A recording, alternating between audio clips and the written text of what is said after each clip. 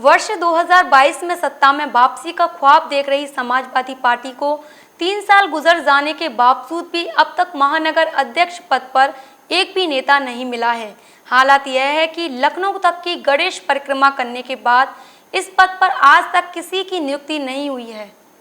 उत्तर प्रदेश में समाजवादी पार्टी के नेता और पार्टी के कार्यकर्ता 2022 में सत्ता में आने का ख्वाब सजो कर बैठे हैं और विभिन्न माध्यमों से जनता के बीच में जाने का प्रयास कर रहे हैं। हालांकि पूर्व से ही मथुरा जनपद में समाजवादी पार्टी धरातली स्थल पर शून्य रही है।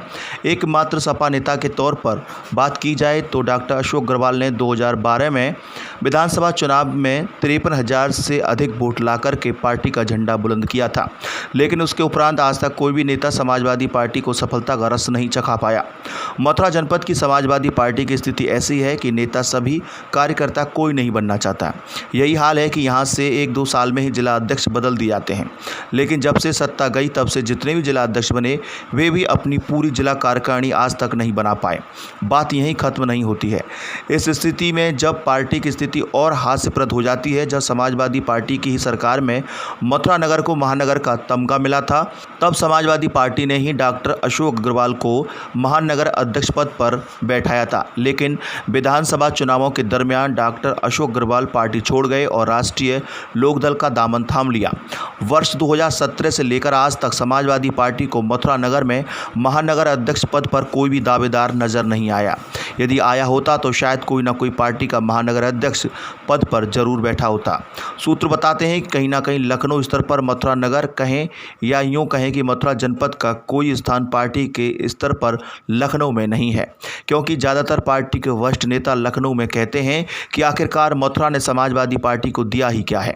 पिछले 3 वर्षों से पार्टी के कुछ युवा नेता और जमीन से जुड़े नेता महानगर अध्यक्ष के पद के लिए लखनऊ की गणेश परिक्रमा कर लौट आते हैं, लेकिन उनकी कोई ठोस सिफारिश नहीं कर पाता जिससे कि उन्हें महानगर अध्यक्ष पद पर बैठाया जा सके।